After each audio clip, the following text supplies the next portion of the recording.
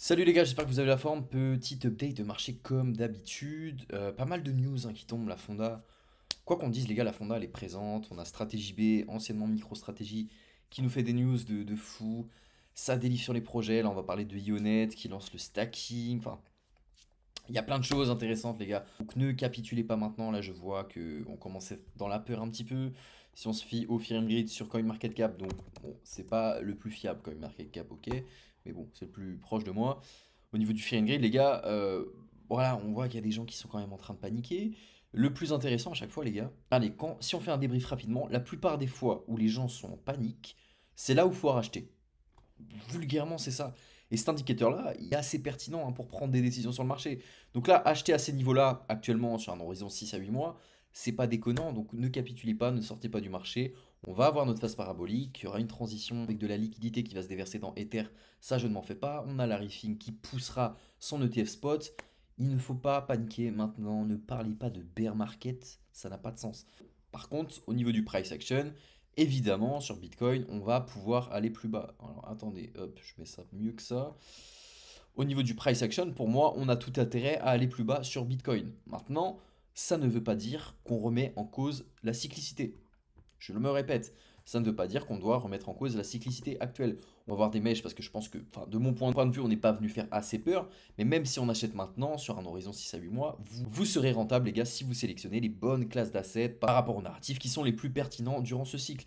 Et ça, bah, faut faire un travail en amont et trouver les bons projets, hein, de toute façon. Bon, en tout cas, merci les gars d'être présents sur cette chaîne-là. Comme d'habitude, hein, pour les nouveaux, nous on fait un petit update quotidien de marché. On passe en revue Bitcoin, Ether, là on va parler du stacking Dionet, on va regarder quelques altcoins, les métriques, on regarde tout ça. Et avant de commencer, comme d'habitude, on a notre application qui est totalement gratuite, donc vous aurez cette interface-là. Ça c'est pour vous. Vous aurez un espace public avec discussion générale avec tous les membres. Donc voilà, vous pourrez discuter. Flo, il vous fait des analyses parfois sur graphiquement comment ça se passe. N'hésitez pas à les voir. Bibliothèque article, donc là vous aurez tous les altcoins pertinents. On a fait des articles sur énormément de projets. On a passé en revue énormément de choses. Vous aurez de l'analyse technique daily aussi, je vous en fais parfois. On parle de quelques métriques. On montre pas mal de choses, donc vraiment n'hésitez pas. De l'actualité token en temps réel, les flash news, 5 heures de formation, des outils indispensables, etc. N'hésitez pas, le lien il est directement dans la description, c'est gratuit. Et vous avez le coaching gratuit aussi qui est offert avec moi ou un de mes associés pour qu'on puisse vous aider à manager votre portefeuille durant ce cycle. Car si vous êtes débutant et que vous achetez n'importe quoi, vous avez perdu d'avance, les gars, je vous le dis, c'est perdu d'avance. Compliqué, mon premier cycle c'était ça, j'ai acheté ce qu'on me disait. Et j'ai fait n'importe quoi, j'ai pris beaucoup, j'ai pas coupé au bon moment, c'était le brouillon, l'euphorie, la psychologie rentrent en jeu et tout le monde s'y perd. Ça devient une catastrophe au niveau de la gestion de portefeuille derrière. Et c'est un métier, ne l'oubliez pas, hein, si tout le monde devenait riche en crypto, bah ça se serait. Et en tout cas, de ce qu'on voit, si on fait le ratio, bah il y a beaucoup plus de perdants que de gagnants en crypto, même pendant des cycles haussiers, hein. Et ça c'est triste, mais c'est la vérité. Donc hop, encore une fois les gars, n'hésitez pas, on a le giveaway, donc on est le combien? On est le 18. On est le 19 février. On a un giveaway, donc 200 dollars à vous faire gagner pour fêter nos 2000 membres sur l'application. Donc voilà, c'est pas compliqué pour remporter ces 200 dollars. Vous devez être inscrit à l'application, donc le lien il est dans la description de cette vidéo YouTube. Et vous devez nous follow sur Twitter directement, ce compte-là, pour qu'on essaie d'atteindre les 20 000 abonnés. Le tirage au sort se fera le 23 février. Profitez-en, 200 dollars à gagner, c'est pas à négliger. On a Binance qui a listé Brocoli, donc vous avez peut-être vu la news comme quoi CZ, l'ancien PDG de Binance, avait parlé de son chien, son chat, je ne sais même plus, qui s'appelait Brocoli. Donc là, faites attention, il y en a un paquet. Donc c'est le troisième, vraiment. C'est pas le un, le 2, mais c'est bien le troisième. Donc ne vous trompez pas, prenez en compte le market cap et le volume pour l'acheter correctement. Si vous voulez l'acheter, moi je vous conseille vraiment pas d'acheter ce truc-là. Non, vous faites ce que vous voulez, c'est pas un conseil en investissement. On a le co-stacking qui est disponible sur Ionnet, n'hésitez pas à aller voir, je vais vous mettre la petite vidéo, hop, rapidement, pour voir ce qui se passe. Donc c'est pas compliqué, là, vous avez le tuto entier.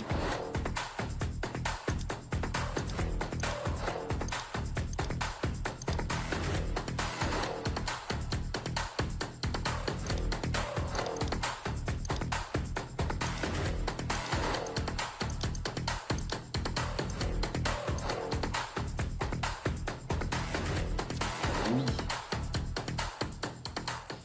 et oui, donc c'est des manips sur le Web 3, les gars. Donc en tout cas, si vous voulez vous concentrer et regarder un peu ce qui se fait au niveau d'Ionet, parce qu'il faut savoir que ce projet-là délivre énormément, hein. Ça bosse, on le voit bien, hein, il y a beaucoup de choses mises en place. Donc moi, j'y crois fondamentalement. On sait que c'est une boîte qui génère des revenus. Pour moi, c'est intéressant, c'est un actif intéressant. Et maintenant, voilà, c'est pas un conseil d'investissement, mais vous voyez que ça bosse bien. Et puis en plus, maintenant, on peut commencer le co-stacking. Donc vraiment pas mal de bonnes news au niveau d'Ionet. Vous avez dit aussi, on a Stratégie B, donc stratégie, micro-stratégie, qui a annoncé la levée de 2 milliards de dollars via une émission d'obligations afin d'acquérir davantage de Bitcoin. Alors, je vous en avais parlé encore une fois, micro-stratégie, on fait attention à terme. Pourrait y avoir un fonds vautour qui s'implémente au board. Et avec le temps, peut-être voter la dissolution et la vente des bitcoins, essayer de poser un short aussi en même temps pour faire tomber la boîte. On fait attention, hein, cette boîte-là en finance traditionnelle, je pense qu'il y a il y a des gros requins en finance traditionnelle qui vont peut-être mettre la main sur cette boîte-là pour la faire tomber. Donc voilà, MicroStrategy, c'est soit ils sont en train de faire un coup de maître, soit ça va vraiment finir dans les histoires les plus sombres d'Internet ou de la finance, ce truc-là. Faites attention, en attendant, il y a encore un peu de gap si on regarde le graphique de MicroStrategy actuellement. Euh, MicroStrategy, tac. On compresse, triangle de compression, c'est assez clair. Et pour moi, on a un gap là, donc de toute façon, j'attendrai au niveau des 230 avant d'acheter, pour être honnête avec vous. C'est un gap weekly. Non, c'est l'OTE, pardon. On est en OTE ici, donc hop.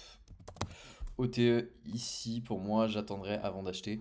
Donc le prix peut complètement revenir à ces niveaux-là sur MicroStrategy. Donc si vous voulez diversifier, aller sur le stock américain en bourse, sur les actions, c'est intéressant, c'est un bon asset quand même. C'est une boîte, c'est un ETF Bitcoin, quoi qu'on dise, c'est un ETF Bitcoin. Donc il y a encore un peu de délai avant que ce truc-là se casse la gueule, je pense.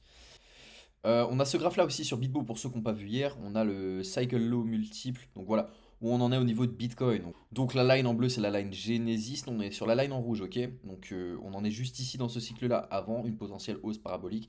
Voilà, qu'on prend du recul un peu sur le marché, qu'on met des time frames beaucoup plus longues. Voilà, ça nous donne beaucoup plus de data que de regarder daily 4 heures 1 heure, ce qu'on voit partout sur les réseaux. La moindre chute, les gens paniquent. Les gars, c'est rien, prenez du recul un peu, arrêtez de penser court terme. Si vous n'êtes pas trader, vous faites plus de mal qu'autre chose. Donc voilà, cette charte-là est plutôt pas mal. Allez voir sur Bitbo hein, si vous voulez, vous avez plein de métriques hein, sur Bitbo. Je vous en passerai en revue parfois dans les vidéos. Est-ce qu'on a eu des news au niveau de Farsight sur les entrées? Parce que je scrute ça hein, pour voir. Euh, ok, est-ce qu'on a eu des news? Pas forcément de data qui est tombée depuis. On attendra demain voir où ça en est. Hop, que le 14, donc voilà, pas, depuis hier, ça n'a pas forcément bougé. Donc ça, c'était les entrées sur les ETF spots, donc dans la finance traditionnelle, ETF, Bitcoin, Ether, on regarde un peu ce qui se fait. Donc Bitcoin, où ça en est, bon bah les gars, mon scénario, il bouge pas hein, depuis des semaines. Vous voyez bien, je continue à vous tourner des vidéos, on n'est pas des feignants, on bosse, on est là pour vous, donc on essaie d'être là au quotidien de toute façon. Donc bah, Bitcoin, vous connaissez mon scénario pour ceux qui sont là depuis un moment, de toute façon. Pour moi, on a des clusters plus bas. Alors, je vais mettre comme ça. Pour moi, on a des clusters plus bas. On a cette mèche-là, ce low au niveau des 89 000 déjà, qui va venir chercher, je pense, hein, honnêtement. Et on a cette zone de polarité qu'on a ici au niveau des 91 000. Donc pour moi, le prix a tout intérêt à aller plus bas. Peut-être entre-temps aller plus haut, reteste le EMA 200 période expo ou la zone de FVG plus OB qui est très intéressante. Donc comme je vous avais dit, moi le scénario à terme, c'est soit on va plus haut, là on pense que c'est reparti pour revenir catch plus bas et venir chasser tout ce qu'on a chassé. Ça c'est un scénario. Et sinon en daily, je vous en avais parlé, mais on a ce cluster là avec cette FVG au niveau des 0,38,2 de Fibo, juste ici. Et donc là, venir faire peur au niveau des 83 000, c'est pour moi ça ferait mal. En vrai, ça ferait mal à beaucoup de monde, mais je pense que là, on serait sur des scénarios de capitulation totale et les gens seraient en train d'abandonner le navire et c'est ce qu'on veut. C'est ce que les market makers veulent faire sur le marché. À terme, ce qu'on voit sur l'open interest et le funding, on voit qu'on a quand même des ouvertures short suite à ce squeeze qui était assez intéressant. Donc là, actuellement, on est en train d'ouvrir des shorts. Et pour comprendre ça rapidement, quand sur les produits dérivés, les retail comme nous sont en train d'effectuer des actions, donc là, par exemple, la plupart des gens sont en train de short le marché, l'idée des market makers, c'est d'aller liquider ces shorters-là. Donc aller chercher, par exemple, ces highs qu'on a laissés à terme, parce que là, les gens sont en train de short le marché, donc ils parient à la baisse. Et donc là, l'idée, ça serait vraiment de revenir chercher tout ce cluster avec ses highs juste ici, hop, déjà, je pense, avec ses highs juste ici, hop, avant de repartir plus bas. C'est toujours ça qui est en train de se passer. De toute façon, vous voyez bien, on est en train de latéraliser entre deux bornes, et là, il n'y a pas de... On ne traite pas un range, les gars. Je vous le dis ouvertement, on ne traite pas un range. On regarde sur les bornes basses ce qui se fait, et quand on sera à ces niveaux-là, déjà on prendra des décisions. On voit si on break complètement, si on a vraiment une bougie d'impulsion qui revient chercher la FVG. Donc il y aura beaucoup de facteurs à prendre en compte. En attendant, on n'y est pas, et ça peut continuer à bouger jusqu'en mars. On aura des datas macroéconomiques en avril, vraiment. Et puis semaine prochaine, de toute façon, on verra les vraies datas qui tombent. On a le PCE Core et le PIB trimestriel. Donc ça, faudra regarder aussi. Mais les vraies datas seront, alors on passe le mois de mars qui va être sûrement très plat ou alors bearish. Et en avril, on aura de la bonne data, je pense, avec Powell, qui nous annoncera potentiellement plus de baisse des taux. Donc à terme, c'est ça qu'il faudra regarder. Donc voilà les gars, donc si on regarde de toute façon Ether, ça va être la même chose. Ether, même configuration, même si on voit qu'à terme il y a un peu plus de force, donc ça c'est cool. On voit que ETH, BTC, il y a un peu plus de force depuis un moment. Maintenant, pour moi, on a une théorie de taux très claire, des hauts de plus en plus bas. Maintenant, voilà, moi j'ai ce cluster-là à surveiller, donc le prix à terme d'Ether peut complètement aller chercher plus haut aussi si Bitcoin se délivre. Peut-être revenir touch cette trendline là, donc là je suis peut-être allé trop haut. Hop, si je fais ça, hop. Donc peut-être revenir, voilà, touch cette trendline là qu'on a ici. Le prix peut nous faire ça, faire un petit fake out et repartir plus bas. Donc voilà, on a un cluster ici que je surveille avec un gap, une polarité et il y a pas mal de choses. Pour moi, le middle de la mèche, c'est toujours un scénario que je joue sur Ether. Ça ne bouge pas, les gars. Ça ne bouge pas, j'ai toujours, hop, j'ai toujours l'OTE plus l'OB juste ici. Et ouais, voilà, hein, c'est assez clair, hein, franchement, c'est assez clair ce qu'on voit sur Ether. Donc la dynamique est faible, maintenant je patienterai avant de racheter encore une fois. Patienter avant de réinjecter sur le marché, je vous conseille, sauf si vous avez une stratégie NoLap adaptée OSF ou autre, et qu'on vous apprenne vraiment ça, que ça soit le DCA, NoLap ou autre, etc. Toutes ces stratégies-là d'investissement, elles sont adaptables en fonction de votre profil d'investisseur. Donc encore une fois, si vous voulez comprendre tout ça, n'hésitez pas à prendre votre appel de coaching qui est dans la description. Ça, on pourra vous aider un peu à vraiment prendre les bonnes décisions sur le marché et ne pas, voilà, ne pas vous précipiter, parce que là, je suppose qu'il y en a qui ont de l'argent, et ils achètent vite, n'importe comment. Vraiment, prenez du temps et patientez, c'est de la finance, ne l'oubliez jamais les gars. Donc voilà, toujours ces clusters-là plus bas hein, sur Ether. Si on regarde sur Hondo Finance, vous connaissez, hein, Hondo Finance, vous voyez, là on revient touch la polarité, donc je ne me précipite pas. Stratégie de tendance multi-time frame, on est baissier. Donc moi, je ne viens pas à l'achat pour l'instant sur cet actif-là, même si on a eu un break of structure assez clair quand même en daily. Si on va sur des time frames plus courtes, on a une sorte de reverse et del shoulders, hein, c'est assez clair. Donc si je vous fais ça, je prends ça, on a ça, on fait ça, on a tac, tac, tac, tac, tac, tac. Ça, c'est plutôt une pattern bullish à terme, pattern bullish sur Hondo Finance. Donc potentiellement un setup de trading à prendre. Maintenant, encore une fois, setup de trading, ça veut dire prenez des profits à court terme. Et faites attention, mettez votre SL à un niveau qui invalide totalement votre scénario, toujours faire ça. Et encore une fois, gérez votre risk-reward. Donc là, à terme, on a une FVG ici. Là, from scratch, qu'est-ce que je voudrais faire moi? Vu qu'on a tout comblé, à terme, je pense que le marché pourra avoir un petit regain à court terme. Sur Rondo, je vois un setup intéressant. Hop, je me mets comme ça. On va dire que là, on va chercher ces niveaux-là.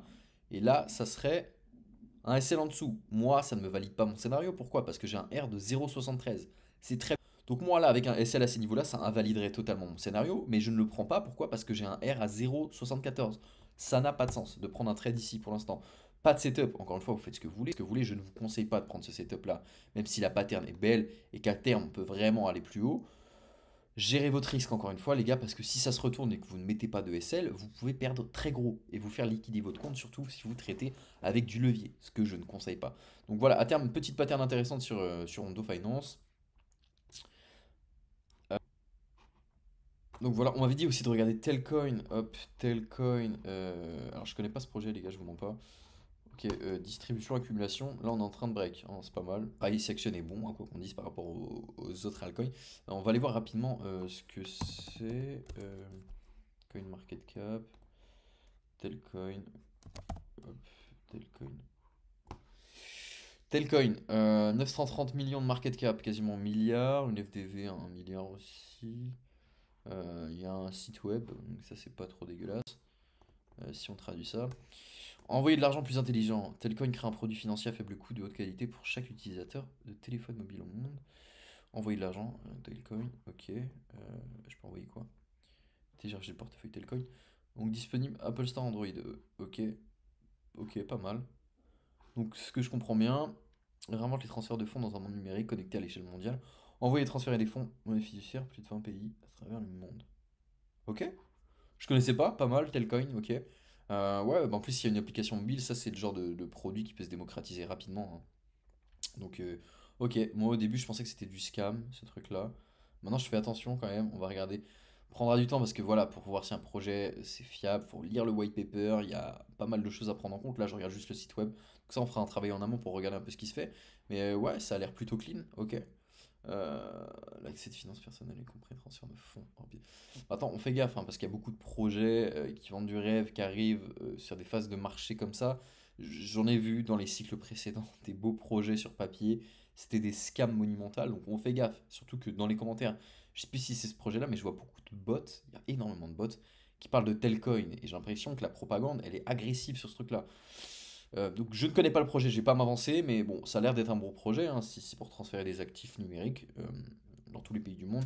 Au moins 2%, c'est cool. C'est cool, donc c'est à regarder, donc je surveillerai ça pour la suite, ok. Donc on m'avait dit de regarder ce projet-là. J'ai pas eu d'autres messages sur des projets crypto, les gars, donc encore une fois, si vous voulez que j'analyse des projets, n'hésitez pas à me dire dans les commentaires et je regarderai ça. Donc je pense que ça va être tout, les gars, pour cette petite vidéo. Donc n'hésitez pas dans les commentaires à me dire les projets hein, que je voulais que je regarde pour demain, et puis on regardera ça tous ensemble. Ok, comme d'habitude, les gars, n'hésitez pas, l'application, elle est dans la description, et n'oubliez pas de prendre votre appel de coaching. Moi je vous dis ciao, à demain, les gars.